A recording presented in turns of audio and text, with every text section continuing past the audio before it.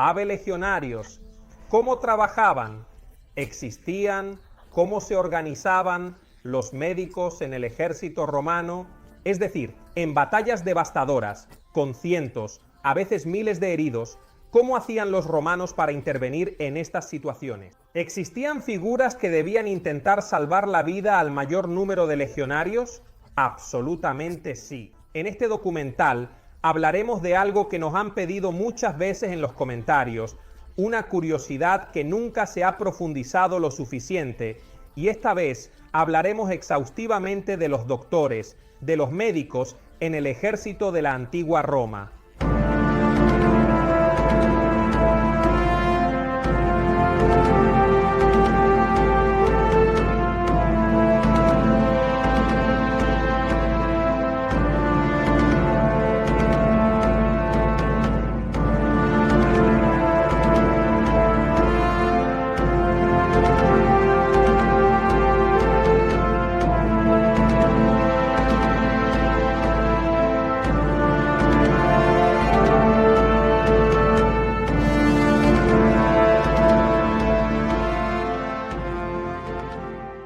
Dado que estamos hablando de la antigua Roma, que es nuestra especialidad, recuerden que en el sitio expoitaliart.it encuentran nuestra tienda con varios productos para los aficionados a la historia romana. Y los productos estrella de estos meses son las reproducciones de los estandartes de las más gloriosas legiones de la antigua Roma. Son reproducciones fieles, con el nombre de la legión, el animal que representaba esa unidad militar con un maravilloso y fascinante fondo rojo sangre guerra, increíblemente detallado y espectacular. En absoluto, sin duda alguna, ese estandarte preferido por la gran mayoría de todos los aficionados es el de la Legión Décima. La Legión Décima Fretensis, bajo las órdenes de Octavio Augusto, o también la Legión Décima Equestris, la famosa décima legión de Julio César. En Expo Italy Art miren y elijan su estandarte favorito, y manteniéndonos en el tema, hablemos del ejército de la antigua Roma y de los médicos dentro del ejército romano. El punto fundamental es que en el período monárquico y alto republicano, es decir, en la primera parte de la historia romana, los soldados combatían y en el momento en que eran heridos se retiraban autónoma y espontáneamente a la retaguardia. Sin embargo, una vez retirados a la retaguardia, tenían que arreglárselas solos. Sabemos que tenían vendas para detener la sangre, las hemorragias y las heridas más graves. Entonces debían vendarse solos, tratar de curarse y medicarse, o un legionario curaba al otro, se ayudaban mutuamente como buenos compañeros. Entonces, el primerísimo auxilio se llevaba a cabo con un legionario que ayudaba al otro en el campo de batalla, una forma de ayuda mutua. Este era el método principal e inicial con el que los legionarios intentaban detener las heridas más graves. Luego, después de las primeras intervenciones destinadas a detener las hemorragias o las heridas más graves y mortales, ¿dónde se realizaba la cura? Digamos que la responsabilidad de cuidar a los legionarios recaía en la población circundante, es decir, en las ciudades cercanas al lugar del combate. Sabemos, de hecho, que las comunidades civiles que estaban cerca del lugar de la batalla abrían sus puertas y ayudaban a los legionarios.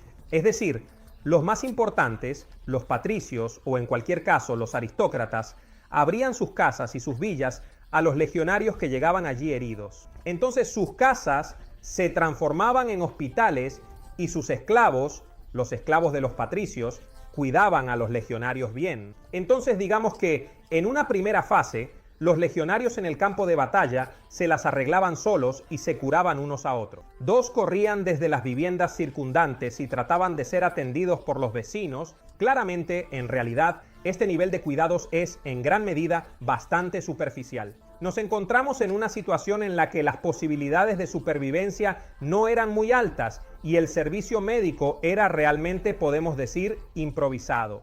Y era un problema porque se tenían pérdidas altísimas. El servicio médico en esta primera fase era muy inadecuado.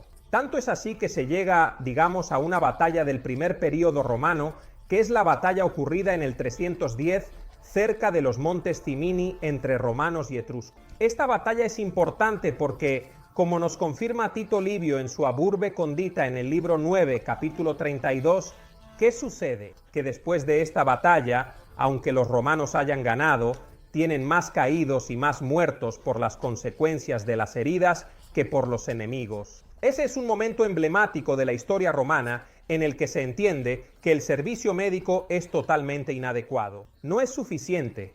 Los legionarios no pueden curarse solos o improvisar ayudas de los vecinos, y por lo tanto se siente cada vez más fuerte la necesidad de tener un servicio médico profesional.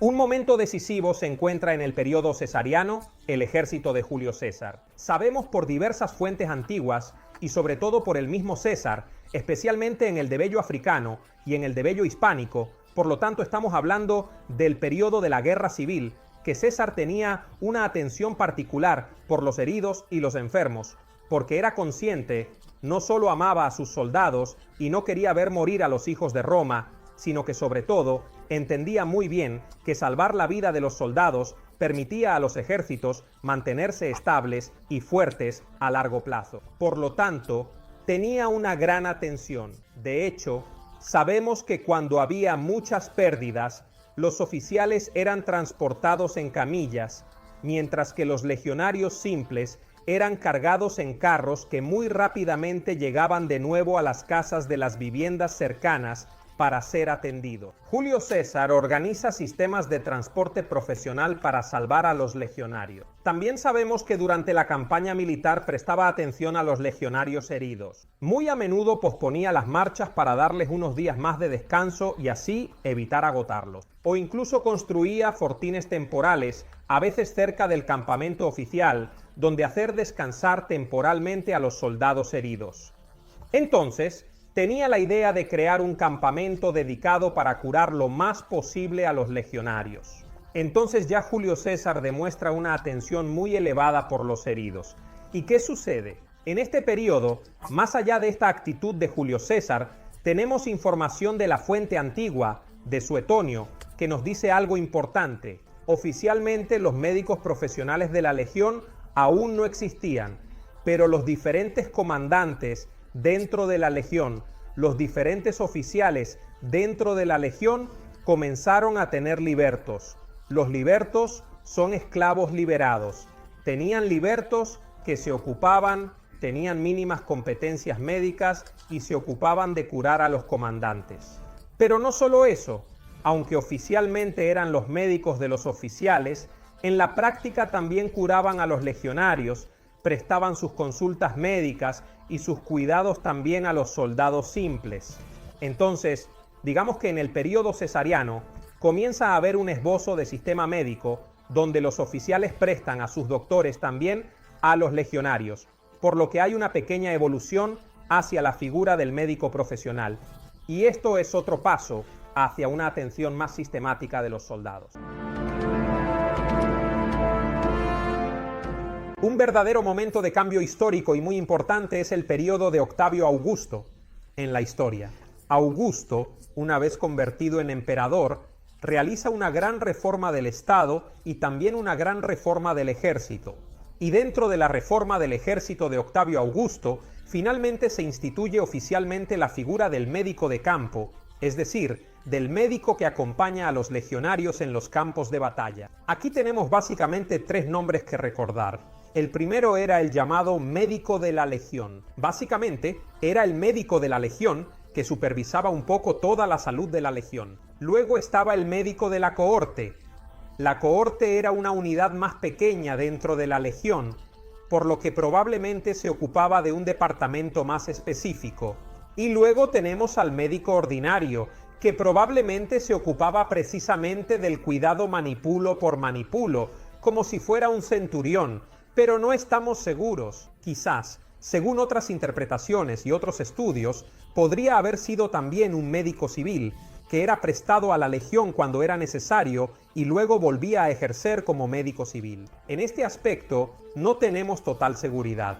Sin embargo, sabemos que en esta fase de la historia romana, la figura del médico de campo ya es oficial. Y también tenemos pruebas. Existe, por ejemplo, una inscripción que fue encontrada en Vindonissa, que es la actual Windisch en Suiza, del siglo I de Cristo, que contiene palabras importantes y absolutamente precisas que nos hacen entender muy bien.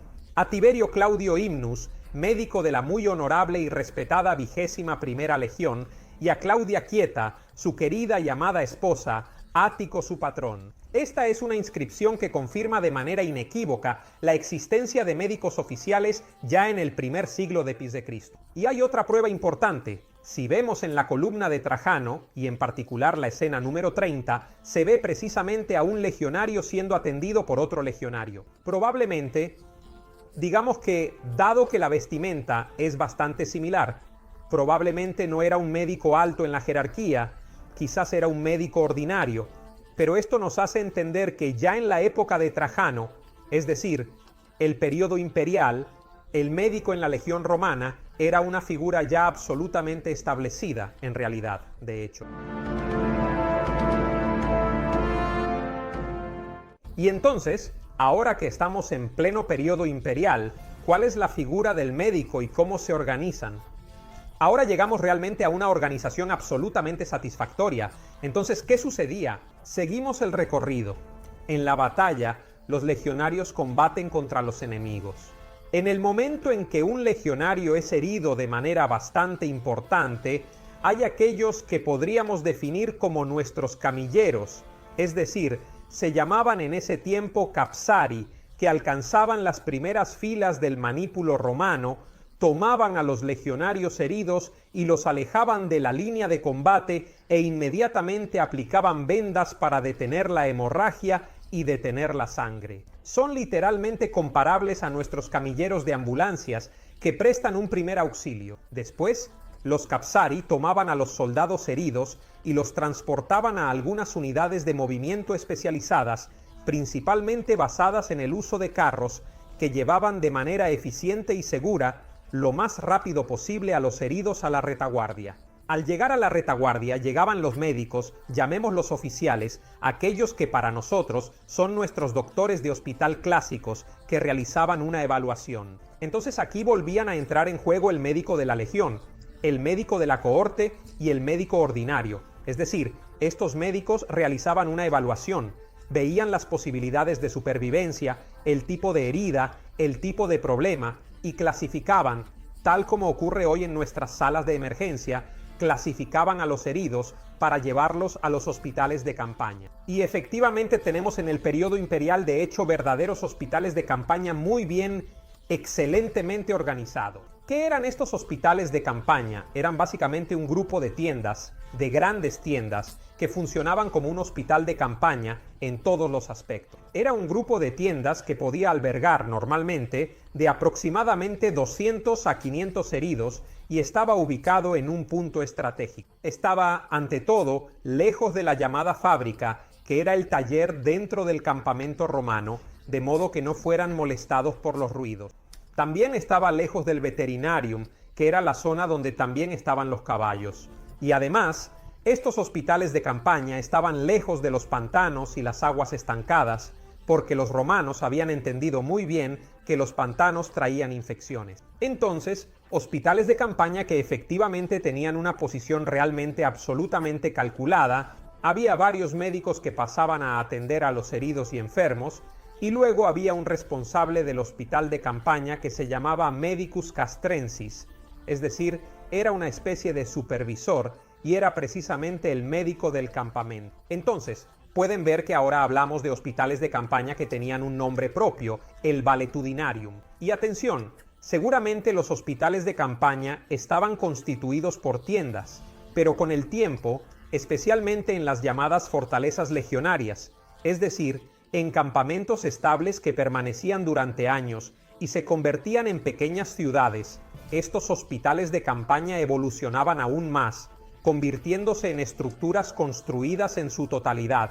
Y aquí se ha encontrado algo muy bonito, muy importante. En Baden, en Suiza, en 1983, se encontró un enorme hospital de campaña construido precisamente en piedra, en mampostería muy grande. había toda una columnata que servía de pórtico, había una impresionante gran fachada y en el interior se encontraron los restos de una estructura que tenía hasta aproximadamente 14 habitaciones y por lo tanto era un hospital construido realmente a la perfección. Y analizando el interior de los restos de esta gran estructura y construcción, se vio que era un hospital en toda regla. Estaba dividido en departamentos, como nosotros hoy. Incluso había sala de operaciones donde se intentaba salvar legionarios o realizar operaciones para resolver fracturas y hemorragia. Había baños, letrinas, que obviamente también estaban estructuradas para el desagüe de las aguas residuales. Lamentablemente, existía una cámara mortuoria para los legionarios que no lograban sobrevivir. Y al entrar, viendo también los hallazgos en las habitaciones individuales, se encontraron instrumentos quirúrgicos, se encontraron cajas con restos de medicinas que se utilizaban para los legionarios e incluso una balanza para pesar los medicamentos. Así que estamos prácticamente ante un hospital como los nuestros. Y estos hospitales también tenían estructuras que son casi asombrosas y sorprendentes. Estaban estructurados, obviamente debían estar ubicados cerca de un río para tener agua corriente o en cualquier caso un suministro de agua muy regular. Había todo un sistema de alcantarillado para evitar que los desechos pudieran proliferar enfermedades y también estaban posicionados y construidos en sus techos para que tuvieran una ventilación adecuada durante el verano para dejar pasar el aire y durante el invierno para mantener calientes a los heridos. Entonces, ven que ahora nos encontramos ante verdaderos hospitales que prácticamente no tienen casi nada que envidiar a los nuestros. Entonces hemos visto la evolución de la figura del médico en el ejército romano, ¿no? Lo hemos visto. Primero los legionarios pedían ayuda a vecinos. Luego con César tuvimos libertos para curar legionarios. Y después con Augusto nace la figura del médico. Y poco a poco todos los hospitales se vuelven cada vez más sofisticados. Ahora cerramos el documental hablando de la figura del médico romano. Es decir, ¿qué sabía hacer un médico de la antigua Roma? Sobre todo un médico de campo.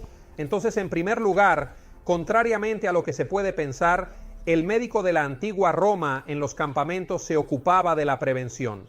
Prevención e higiene, eso era muy importante. Entonces sabemos por una serie de fuentes antiguas, por ejemplo Plinio el Viejo, que lo primero era el control de la dieta. Los soldados eran controlados en su dieta, por lo que los médicos se aseguraban y exhortaban a los legionarios a comer bien, a tener una dieta variada, a consumir frutas y verduras, porque habían entendido que era necesario mantener el físico en una situación de fuerza y prestancia, y luego se aseguraban de que bebieran la cantidad adecuada de vino y agua.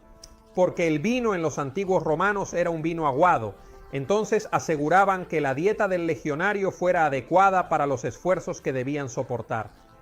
Luego se preocupaban de que hicieran ejercicio físico, que los entrenamientos llevaran al cuerpo a estar en una situación de fuerza, ¿no? Y además habían comprendido perfectamente la importancia de la higiene. Los romanos sabían muy bien que la higiene era fundamental para prevenir las enfermedades y por eso los médicos invitaban a los legionarios a tomar baños recurrentes. Por lo tanto, debían lavarse lo más posible, incluso hacer gárgaras para evitar infecciones en la garganta. Entonces existían verdaderas, podemos decir, políticas de prevención dentro de los campamentos que demuestran cuánto el médico de la antigua Roma ya era un verdadero profesional. Luego, está claro que también intervenía cuando se encontraba frente a los heridos. ¿Qué sabía hacer un médico romano frente a un legionario herido? En primer lugar, la primera capacidad era detener las hemorragias. Ya sabemos que por algunos fragmentos de las fuentes antiguas conocían el torniquete y los vendajes, es decir, sabían utilizar, aunque de manera rudimentaria en comparación con los métodos modernos de hoy, sabían usar el torniquete para detener eficazmente las hemorragias, para bloquear completamente la salida de sangre, para taponar adecuadamente una herida, por lo tanto, tenían un buen conocimiento para detener la sangre que brotaba. Luego, una segunda capacidad que evidentemente tenía el médico romano era curar, tratar y cuidar las heridas, que eran la primera situación a enfrentar. ¿Sabían cómo curar las heridas? En primer lugar, eran capaces con instrumentos precisos y bastante sofisticados de limpiar la herida. Entonces sabían, por ejemplo, extraer una flecha de un brazo o de una pierna sin causar más daño a la carne. También sabían limpiar la herida de fragmentos, no sé, de madera. Entonces, en primer lugar, tenían instrumentos quirúrgicos para limpiar la herida. Y luego, esto es realmente fascinante, sabían que debían desinfectar la herida de manera extremadamente cuidadosa, en el sentido de que los médicos romanos no tenían la certeza absoluta, la prueba de la existencia de virus y bacterias, obviamente no, pero podemos decir que los romanos habían intuido la presencia de los virus, habían intuido la presencia de las bacterias, precisamente de estos microorganismos. ¿Y por qué lo decimos? Porque tenemos, por ejemplo, una confirmación. Hay una fuente antigua, en particular Terencio Varrón, que es un historiador del primer siglo de a.C., que en su obra Rerum Rusticarum, y en particular en el tercer libro, escribe así: debemos prestar mucha más atención a los lugares pantanosos, porque crecen ciertos animales pequeños, animales diminutos, que no se pueden ver con los ojos humanos y que a través del aire alcanzan el cuerpo humano pasando por la boca y las fosas nasales, y causan dificultades y enfermedades graves, muy serias e incluso más peligrosas. Esto significa que de hecho la medicina romana había intuido la existencia de las bacterias. Y así, con esta obviamente no simple y muy meticulosa y cuidadosa intuición médica, los médicos romanos eran capaces de desinfectar. ¿Y qué utilizaban? Utilizaban agua caliente, utilizaban vino, vinagre o miel en las heridas para tratar de curarlas y desinfectarlas de la manera más eficiente posible, de manera muy eficiente y efectiva. Incluso una especie de tratamiento casi experimental era el de la lana de oveja sucia junto con miel que se aplicaba sobre la herida para desinfectarla de manera experimental y natural. Así que piensen en el nivel que habían alcanzado. Luego de la desinfección de la herida, sabían utilizar analgésicos para aliviar el dolor. Lo que utilizaban los romanos era ante todo el opio. Sabían usar el opio para calmar el dolor, especialmente los dolores crónicos o de heridas muy profundas. También sabían utilizar algunas plantas, como por ejemplo el beleño negro, que es una planta que tratada de manera efectiva y segura, tiene una función y un efecto analgésico muy eficaz y beneficioso, y la mandrágora blanca. Entonces piensen en el nivel que habían alcanzado. Además, también tenían medicinas para calmar el dolor. Luego, entre otras competencias, estaba obviamente la de tratar de calmar el dolor y evitar la muerte por mordeduras, mordeduras de serpiente, de escorpión, o mordeduras o picaduras de grandes insectos. Sabemos que eran capaces de desinfectar la herida, de hacer pequeñas incisiones para quitar el veneno y tratar de salvar la vida del legionario, y si la mordedura no era de un animal demasiado venenoso, lograban salvar a su paciente. Otra cosa muy importante es la capacidad de manejar las fracturas. Sabemos que los médicos romanos eran muy buenos manejando las fracturas, que también en combate es uno de los primeros problemas. Sabían recolocar los huesos, obviamente de manera rudimentaria, pero sabían recolocar los huesos, sabían entablillar también un brazo o una pierna, porque habían entendido que los huesos puestos de nuevo en su posición, con el tiempo se consolidaban.